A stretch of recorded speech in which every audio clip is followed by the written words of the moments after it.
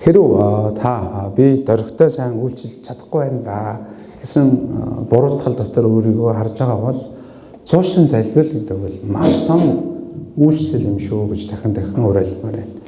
Амен. Яг дээр зуушин залбирдаг хүмүүс болцгоё. Магадгүй та хүүхдүүдийнхээ төлөө, ач зээнэрийнхээ төлөө, тийм үү, дөрөгтэй ямар нэгэн зүйлийг хийж чадахгүй дэ өөрийгөө буруутгадаг байгаа бол зуушин залбиралыг сонгоорой. Зуушин залбирагч байх нь ямар чухал юм бэ гэдгийг дахин нэгэн өнөөдөр олж хараасаа гэж хэлмээр. Өнөөдөр бидний уншиж байгаа энэ хэсэг дээр зуушин залбирлын маш том хүч талаар гардаг. Өөрөөр хэлбэл Мосе гэдэг энэ хүн өөрийнхөө ард түмний төлөө зуушин залбирдаг. Тавчхан дээр бол тэр нэг хүнээр дамжин 3 сая орчим хүмүүс аврагддаг. Хэдэн хүн гэж юу? 3 сая орчим. Ер нь одоо Монголын хүн ам 3.5 сая байгаа.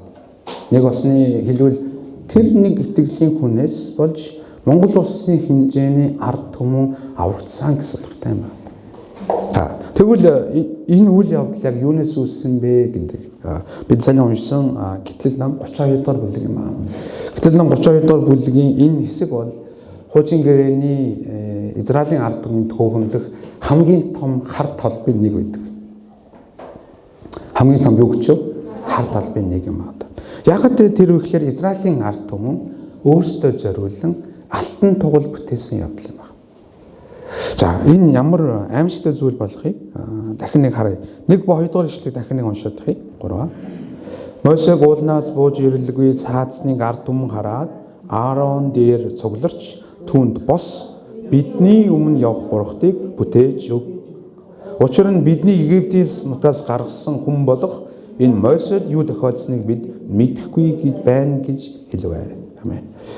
Түүх яаж өрнөдөг вэ гэхээр Мосе гэдэг энэ Израилийн ард түмнийг 10 гайхаа амжихаар Египтийг бут зохиод Израильчуудыг гаргадаг тийм ээ. Тэгээд тэд явх дундаа улаан тэнгисийг бас 2 хуваадаг. Үнэхээр олон гайхамшиг үзэн Израилийн ард түмэн аврагддаг. Тэгэхээр өмнөх бүлгийг 20 дугаар бүлгийг харах юм бол Израилийн ард түмнийг Мосе дагуулсан Сина гэдэг маш том уулан дээр авчираад эзэн бурхан уулан дээр сүр жавхлантайгаар галаар заларч 10 хуулийг айлдахыг сонсдог. Тэгээд өргөжлүүлэн Израилийн ард түмэн Мосед юу гэж хэлдэг вэ? Мосе та бурхантай уулзаад бидэнд үгийг аваад өгөөч. Бурхан уулнаасаа ингэж сүр жавхлантайгаар айлдахаар бид яг өгөх юм шиг байна гэдэг. Тэгвэл Мосе энэ үгийг сонсоод бурхантай ярилцаад уул руу гардаг. Тэгээд 40 өдөр 40 шин Мосе алга болчдөг одоо. Өөрөөр хэлбэл Мосе уул руу гараад 40 өдөр 40 шин бурхантай уулзсан Израилийн ард түмэнд өгөх тэр хуулийг авч байдаг. Яг энэ хооронд Израилийн ард түмэнд нэгэн асуудал үүснэ. Тэднийг Египтийн нутгаас гаргасан өдрөдөж Мосе уул руу гараад 40 өдөр 40 шин алга болчихсон учраас тэд сандралдаж айж одоо яана гэж бодож эхэлсэн байна. Тэгээ Мосегийн дараагийн хүн бол Аарон гэдэг дээр очиод Аарон бидэн зориулан бурхтыг бүтээж өгөө гэж хэлсэн байна. Бурханы 10 хуулийн дээр за бүгдээрээ өнөөдөр жоохон наашаа Библи эргүүлсэн шүү. Ганц өдөр юм чинь хамаагүй те. Гэтэл ном 20 дугаар бүлгийн 4 дугаар ишлэгийг харахгүй юу? Гэтэл 20 дугаар бүлгийн 4 дугаар ишлэл. 10 хуулийн дээр 10 хуулийн 2 дахь хуулийн дээр ингэж хэлсэн байгаа. 3. Өөртөө зориулан шүтэн бас дээр тэнгэр дэх доор газар дэх газрын доор усан дэх ямар нэгэн дүрсийг бүү хий. Тэдэнд чи бүү мөрөг бүү үйлчил. Учир нь чиний бурхан эзэн хартай бурхан бөгөөд намайг үзэн ядагчдын эцгүүдийнх нь хилэнцгийг шидэглэе. 3-4 дэх үеийн хүүхдүүд нь хүртэл би буулгадаг. Амен. 10 хууль бол бурханы ард түмэнд өгсөн хамгийн чухал 10 хууль байна. Өнөөдөр ч гэсэн бид энэ 10 хуулийг амьдралтаа сахиж хэрэгжүүлж явах хэрэгтэй байдаг. Энэ 10 хуулийн 2 дахь хуулийн дээр нь ямар нэгэн шүтэн бүү хий гэж тодорхой бурхан айлдсан байна.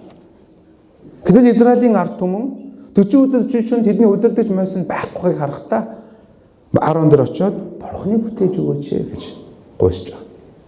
Яг үндэ гуйсан гэхээс илүүгээр Аароныг шахалтанд оруулсан юм шиг байна. Тэр Мойсе чинь хайч чуу бидний Египт нутгаас гаргачаад алга болчлоо. Одоо бид ингээд цөд өгөх юм хайшаа.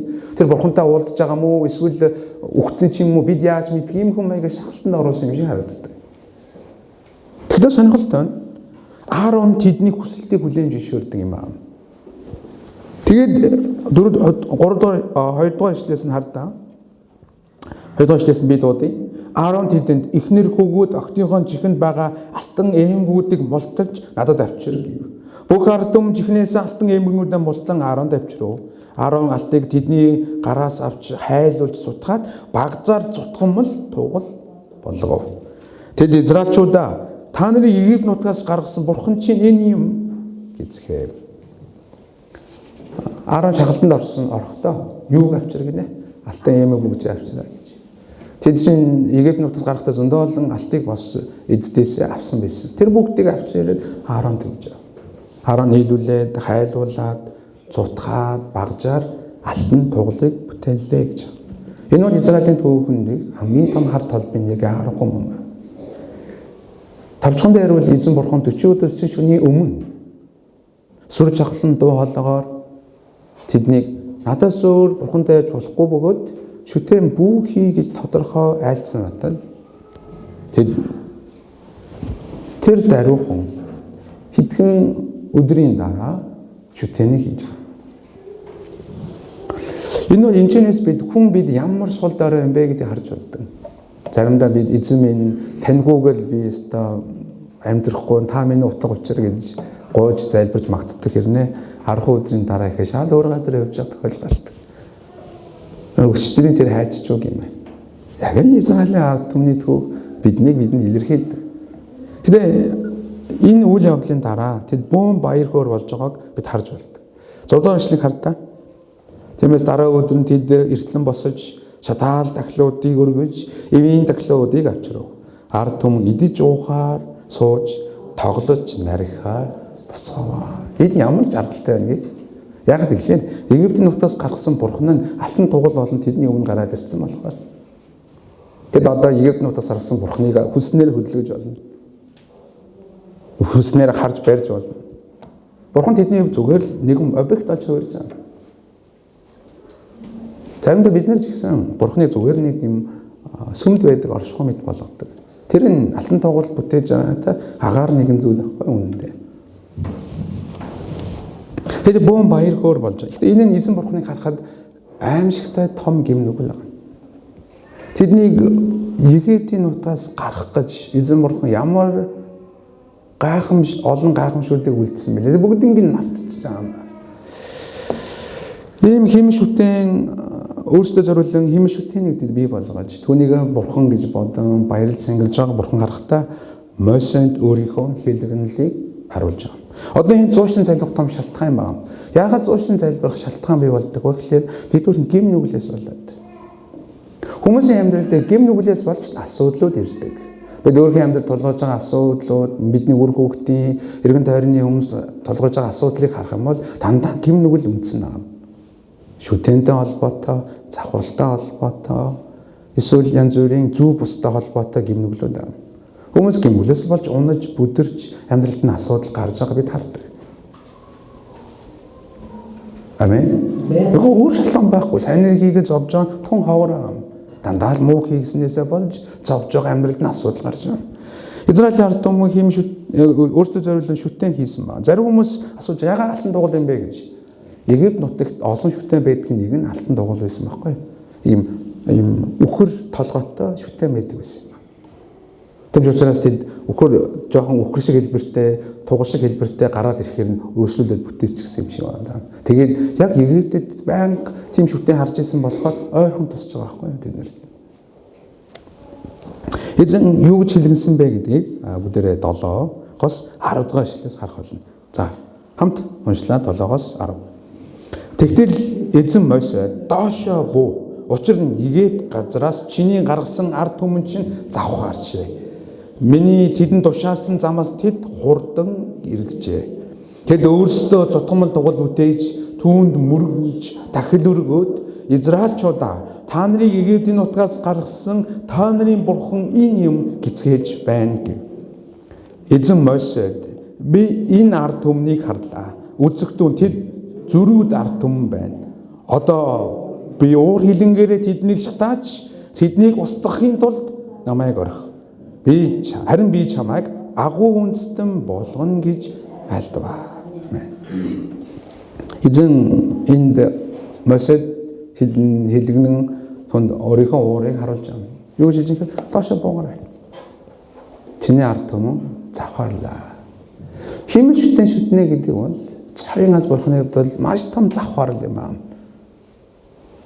Таны нөхөр эсвэл таны эхнэр завхаарах юм бол та дотор ямар их хэлгэнэх вэ?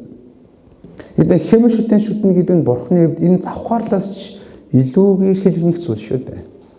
Сүр жавхланд ариун нэгнийг зүгээр нэгэн алтан тугал дүрстэй ямар солино гэдэг бол. Эзэн бурхны хувьд асар том завхаарл, асар том гэмнэг л.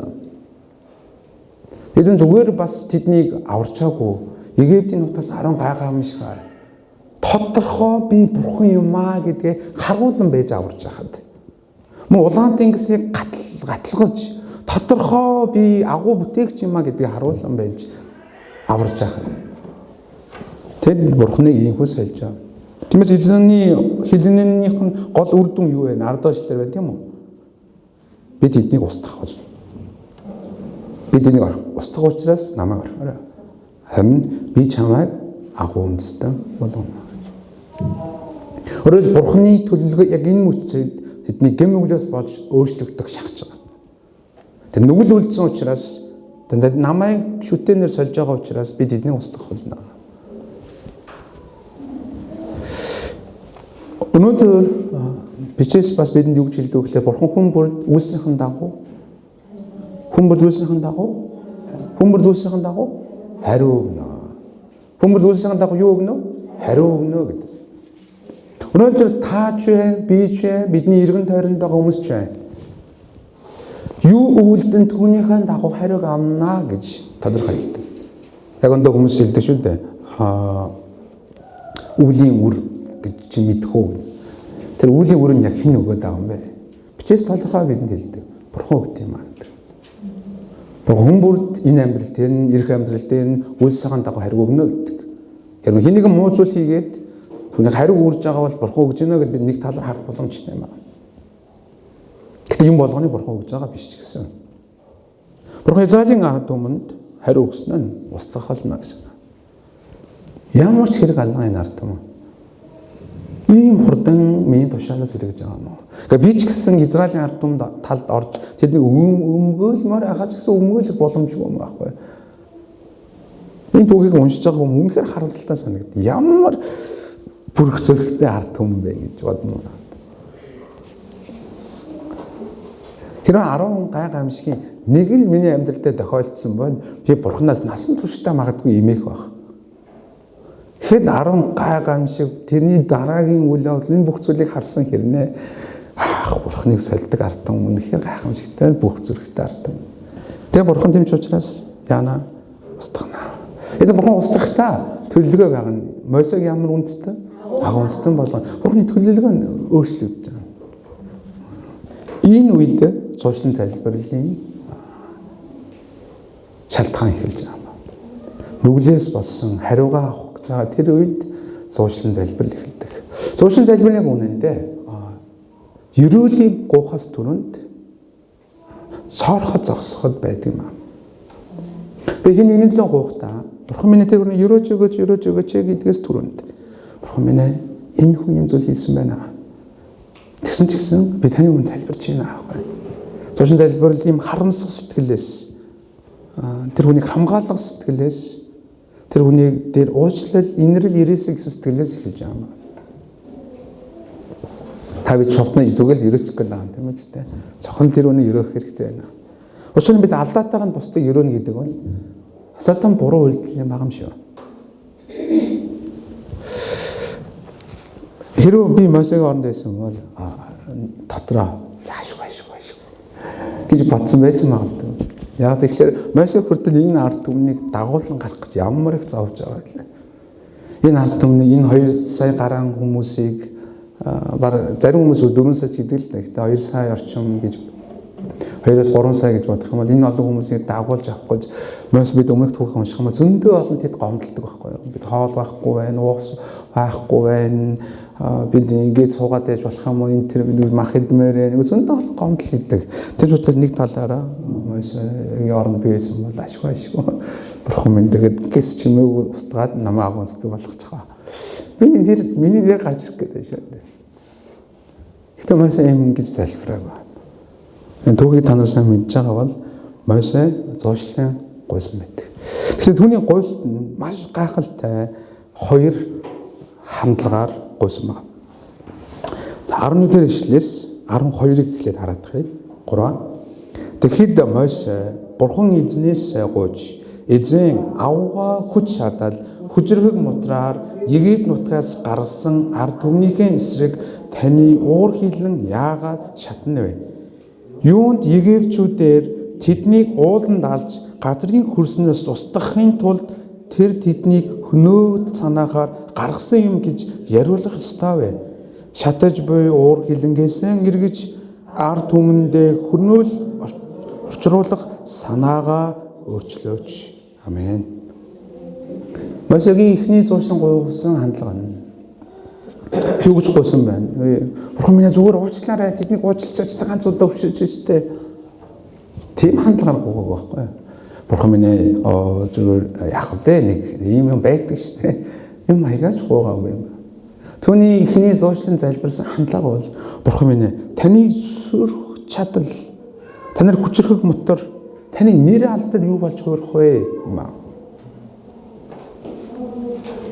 Хэрвээ тэднийг одоо устгах юм бол Египтчүүд таны нэр алдрыг шаалн дарамжлан шүдэ гэсэн утгатай юм ингэ. Нэг усан тэр зуушлан гуйсан ихний шалтгаан нь Бурхан минь өөрийнхөө нэр алдрын улмаас та энэ ард түмнийг өршөөгөөч юм. Амен. Хүмүүсээ зуушлан залбирах маш хамгийн түрүүнд Бурханы үнсгээс харсан юм байна.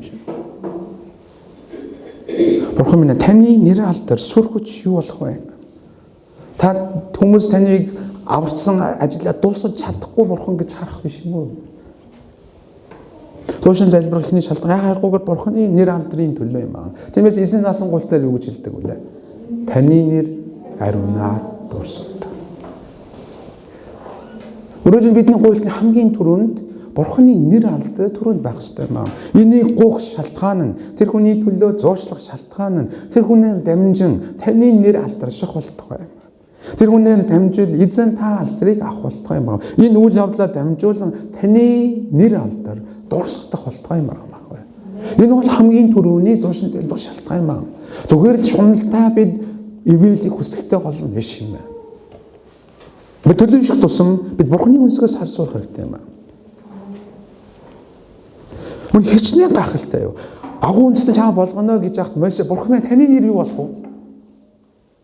Би агуу үндэстэн болж болно. Энэ ард түмэн нүгэл үйлдэл учраас өгч болно. Гэхдээ таны нэр юу болох вэ? Хэн таны нэр санаа зовж байгаа юм бэ байхгүй? Үнэхээр гахалтай. Бурхандаа дотн зуушлан залбирч юм байхгүй. Бурханы нэр ариунаар дуусгахын төлөө залбирдаг хүмүүс олцгоо юм байна. Энийг ярихад л уул хангалттай байгаа ч гэсэн. Цаашаа 13-аас 14 дээр түүний 2 дахь залбирлах шалтгаан. 3. Авраам, Исаак, Израиль хэмээх зарснартай санаач. Та тэдэнд өөрийнхөө тангарлан биеүр үдмэсийн тэнгэрийн отшийг олшруулж амлсан бүх газараа үр удамд чинь өгч тэд үүнийг үр дөвлөх болно гэж тэдэнд айлцсан шүү дээ гэв. Тиймээс эзэн ард түмэн дээр буулгана гэж айлцсан хөнөөлт санаагаа өөрчилжээ. Хоёрдугаар нь юу юм шиг байна? Авраам, Исаак, Израиль хэмээх. Израиль гэдэг нь Яаков шүү дээ, тийм үү? Хэмээх зарцнараа санаач. Та тэдэнд яасан? Та тэдэнд өөрөөрөө яасан юм аа? Өөрөөрөө тангарлсан шүү дээ. Яг харахаар эзэн Бурхан Авраам, Исаак, Яаков би чамаа агуу үндэстэн болгоно. Газар нутгийг өгнө. Дэлхийн бүх үндэстнийг та нарыг дамжуулан өрөөнө гэж айлтсан. Энэ дээр айлтахдаа өөрөөрөө тангаргалсан юм аа гэж хэлсэн. Ягаргүй тэгж тангаргалсан байхгүй юу? Ялангуяа Эхлэл ном 15 дахь бүлэг Авраамд айлдахдаа тэр бүр юм дахил өргөж дундуур нь галлаар гарч тийхүү тангаралсан байдаг. Хоёрдугаар нь тэр залбирахдаа Бурхны амлалт биелэгдэхийн төлөө гуйж байгаа. Бурхны амлалтыг барин Бурхны амлалт таны амлалт юу болох вэ? Та ингэж амласан шүү дээ. Энэ бол зүүшин залбирах хоёр дахь том шалтгаан байна. Эхнийх нь байлаа Бурхны нэр алдрын төлөө байсан. Хоёрдугаар нь Бурхны амлалтын төлөө байна. Бурхан мартсан биш. Гэхдээ Бурхан энэ тангараг өгсөн ч энэ тангарагаас ч илүү тэдний гэм нөгөө аимшигтай том байгааг бид өөрөөр харж байна. Гэхдээ Мосес зуушлан гуйхдаа Бурханы амлалтыг тангараг иргэн сануулсан барьж байгаа. Бурханыг хар үгээр ярих юм бол боож болох ганцхан шалтгаан түүний амлалт байна. Бурханыг барьж чадах ганцхан шалтгаан түүний амлалт байна. Яг энэ хоёр шалтгаанаар хэлэх үед нь эзэн Бурхан ард түмэн дээр буулгах гэсэн хүнэл санаагаа өөрчиллөө. Ямар хүнэл санаа байлаа? Устгана. Юуч устгана. Яг үндэ эзэн юуч устгахад үнэхээр амархан байсан. Би түүхэнд харах юм бол Бурхан юуч устгах гэсэн түүхэн олон байгаа. Содом Гоморыг яаж устгалаа? Гал буулгаал юуч устгасан шүү дээ. Тиймээс Израилийн ард түмний юуч устгахад Бурханд амархан байсан.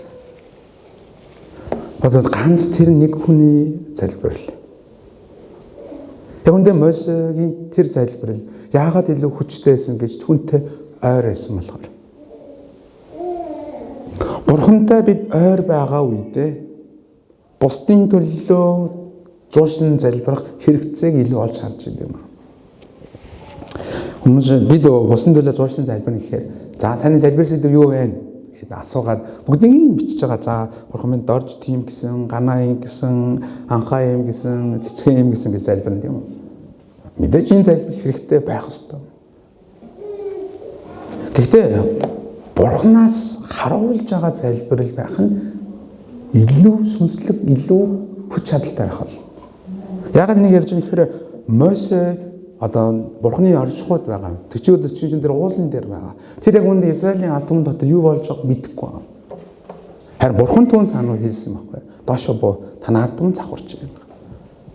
Бурхан түүнд ганаад ийм асуудал байна. Зэсгээд ийм асуудал байна. Дорчод ийм асуудал, танаа хүүд, танаа охинд ийм асуудал байна. гэж хэлсэн гэсэн юм байхгүй. Тэм учраас тэр залбирч хэлсэн юм байна. Бид өөрсдийнхөө залбирлыг Бурхан баян хэлэн Бурханаас аавна гэхгүйгээр Бурханаас сонсож сурах хэрэгтэй байна.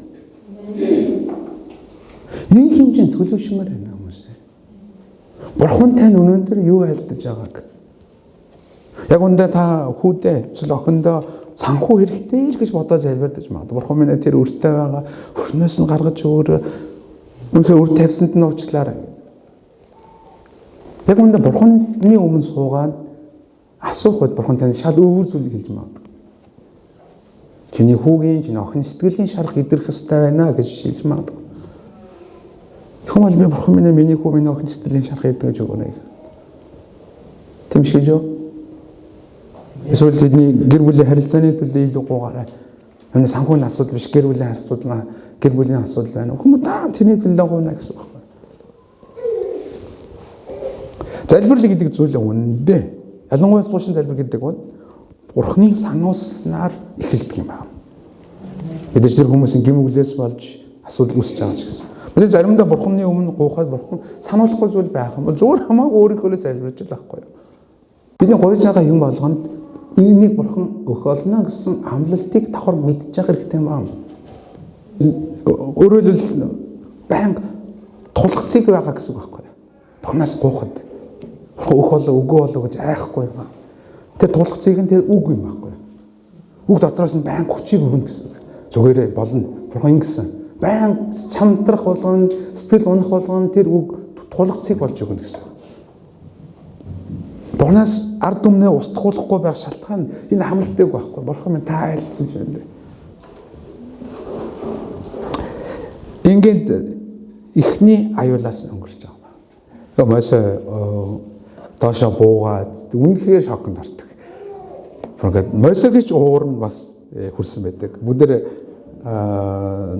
цааш нь харах юм бол ойлгох юм л доо. Ингээд Мосе Израилийн ард түмнийг ерөнхийдөө тусаж очиж загнаа, зэмлээд, шийтгэхэд ингээд арга хэмжээ авдаг. Арга хэмжээ авсныхаа дараа 30 дугаар ишлэлээр түүний дараагийн зуушин залбирлын хэсэг гардаг. Одоо Мосе Израилийн өмнөд очиж уулзсан байгаа. Тэдний гим нүглийг хардсан тодорхой хэмжээнд өөрөө шийдвэрлэсэн байна. Тэгээд 30 дугаар ишлэлээрээс харъя. 30-аас дараа өдөр нь Мосе ард түмэнд та нар их нүгэл үлдлээ. Одоо би эзэнд очие.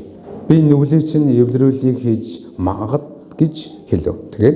Тэгээд Мосе эзэнд буцан очин халаг энэ ард түмэн их нүгэл үлдэж өөрсдөө алтан бурхан бүтээж. Та хүсвэл нүглийг нь уучлаач. Хэрэв үгүй бол та өөрийнхөө бичсэн номоос намайг арилгаач гэж гуйв. Энэ бол Мосегийн залбирал. Яа, энэ ханхаар ингээд дандаа үлчих гэдэг юм байна. Мосе бурхны өмнө очихдоо. Би энэ дээр юу гэж хэлж байгаа гэхээр ард түмэнд хэлэхдээ би нүглийг чинь эвлэрүүлгийг хийж чадаж магад гэж хэлж байгаа. Тэр өөртөө бардаагүй юм аа. Бүгдд бурхны хүслээр болно гэдэг тэр мэдсэн учраас ямар ч хэлсэн би таны төлөө гуйна. Тэгээд тэр нь дахин бурхны оршихуй руу орж байгаа юм. Магадгүй дахин уул өвд гарсан юм шиг харагдаж байна. Бурхны өмнө очихдаа юу гэж халаг энэ ард түмэн их нүгэл үлдэж өөрсдөө алтан донгол бүтээж. Цаашаа та хүсвэл нүглийг нь уучлаач. Тэгэхээр энэ гуйлд нь харах юм бол бурхны их мэдлэг тэр хүндэтгэж байгааг харж болно. Зүгээр та уучлах ёстой шүү юм аягаар биш. Та хүсвэл юм. Ямар их бурхныг хүндлэн дээдэлж түүний хүслийг түүний нэгүслийг гуйж байгааг харж байна. Заримдаа нэг хүмүүс юм гуйж байгаа хүмүүс байдаг тийм гуйхтаа нэг юм гуугаад байгаа мó шаардаад байгаа мó мэдгүй гуйдаг юм байдаг тийм дургу хөрмээр яг өгчий гэхээр нэг юм дотор нэг юм сонин оргиод нэг гуйгаад байгаа юм шиг тэгээ ядахтаа бид юу хэлдэг вэ айтайхан гуйгаад гаж гэдэг тийм тэгээ айтайхан гуйхаар нэг өгдөг. Мосе бол чих бурхнаас айтайхан гуйж байгаа юм байхгүй. Та хүсвэл уучлаач. Гэтэ тэрээр зөөлхөн нэгэн тулгын шаардлагыг хийсэн нь хэрэв үгүй бол та өөрийнхөө бичсэн номоос намайг арилгаач. Энэ та тэр ард түмний хүсвэл уучлаач. Хэрэв та уучлахгүй гэвэл намайг өөрийнхөө бичсэн ном буюу энэ ном ямар ном бэ гэдэг дээр амийн ном гэдэг бидний мэдэх байх тийм. Амийн ном. Бурхны ард түмний мөнхийн усын иргэний нэрийг бичдэг ном гэж. Аминд орох хүмүүсийг нэрийг бичдэг ном. Бидний илчил номон дээр тодор харж болдог тийм үстэй. Бурхны өмнө амийн ном дэлгэстэй байгаад нэрээр бичигдсэн хүмүүс мөнхийн ус руу орлоо гэдэг. Харин нэр нь бичигдээгүй байгаа хүмүүс мөнхийн гал руу орлоо гэдэг. Мосегийн гуйж байгаа зүйл нь та уучлаач. Хэрэв үгүй бол өөрийнхөө бичсэн номоос намайг арилгаач. Энэ тэр хэмжээгээр нэг талаараа бурхан тэр хэмжээгээр найдаж байгаа хэрэг юм. Бурхан ингээд ч болтугай та уучлаач юм. Бурханыг уучлах сэтгэлийг төрүүлж байгаа юм. Бүр ингээд хайраар хүндлэлээр тулгын шаардаж байгаа үйл юм. Нэг осны бурханы мөн чанар юу гэхээр нүглийг шийдэх ёстой мөн чанартай. Мөн бас бурхан ямар ч мөн чанартай? Хайрын мөн чанартай. Нэг осны бурхан нүгэл үйлдсэн ба шийдэхээс харахгүй ч гэхдээ бурхан энэ ард түмэнд хайртай байгаа. Шийтгэмээргүй байгаач нүглийн төлөө хариуг нөхөөс харахгүй юм. Харин Мосе яг энэ завсартанд зогсож өгч байгаа байхгүй юу? Өөрөөр хэлбэл бурханы ариун чанараас илүүгээр түүний хайрыг нь илүү буулгах, түүний хайрыг нь улам илүү газар дээр гэр бүл дээрээ Израиль дээр авчрах тэр нөхцөлийг бүрдүүлж өгч байгаа. Хинээр ихээр өөр юм аа. Та намайг амийн номноос арилгаач юм аа. Жолооныхаа ойлгож байна уу? Ямар гүн залбирал байгаа гэдгийг нөгөө талаараа Мосе Израилийн ард түмэндээ ийм их хайртай.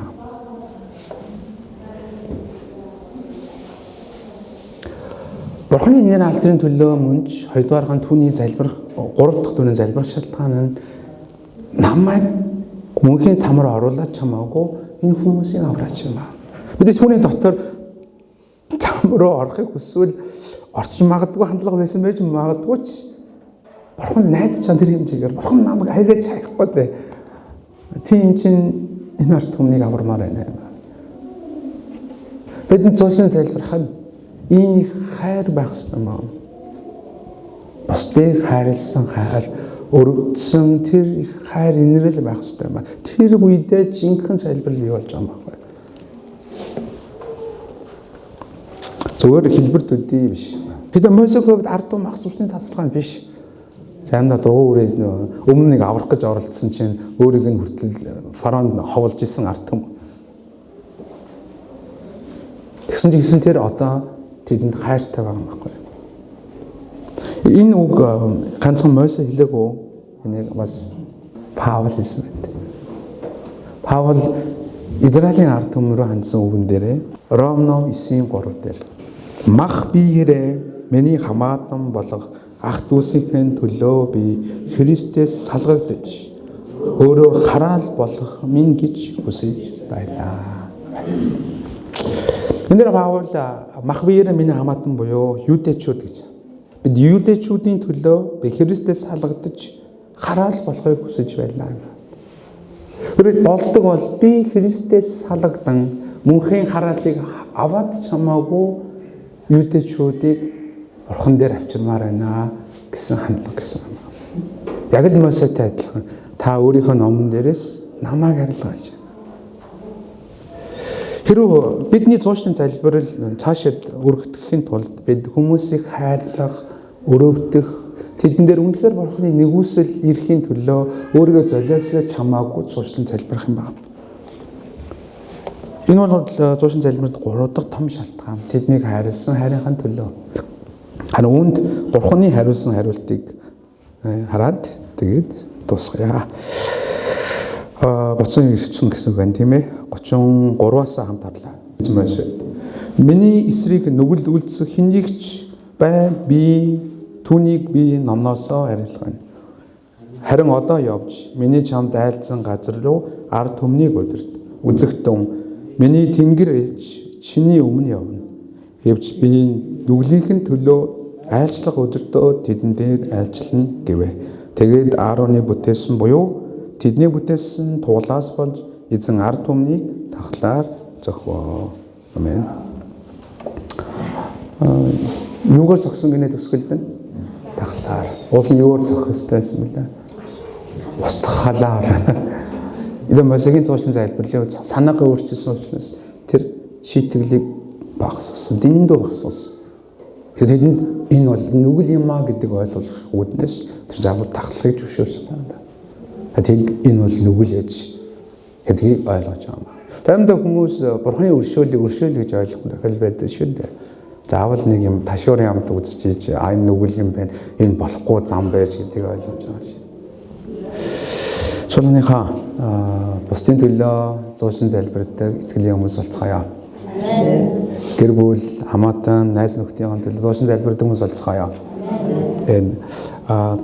Би хагас өдөр болгон уулан дээр залбирдаг байхгүй юу? Уулан дээр моривтой уулын дээр гараа залбирдаг. Тэгээ чадхаараа. Тэгээ дээш явчих юм бол зөв цаг агаарын амар асуудалтай байж чадахгүй гэсэн бус үедээ дандаа гардаг. Тэгээ дандаа энэ дархны харангаа Монголын төлөө залбирдаг. Би зуушин залбирах дандаа энэ үгийг боддог байхгүй. Ганц Мосегийн залбирлаа. Тэр олон саяхан аврагдсан юм бол ядаж өнөөдөр миний залбирлаа намжуулаад эзэн Дархан хотын Монгол улсыг өөрчлөх болтугай гэж. Тэгээд энэ улсад эзний ивэл нэгүслэх хэрэгтэй байна. Хатуунараа бидний зуушлын залбирал зогсохосгүй юм шүү. Тэр нүгэлийнхэн хариуг авах нь хэн нэгэн хүн зуушлан гуух ёстой юм шүү. Бид жоохон гэр бүлээсээ даваад тийм үү? Найз нөхдөсөө даваад хотынхон төлөө, үндэснийхээ төлөө байнга хичээгүүл зуушлан залбирдаг хүмүүс болоосоо ирэж байна. Хамтдаа залбирцгаая. Талын хөрж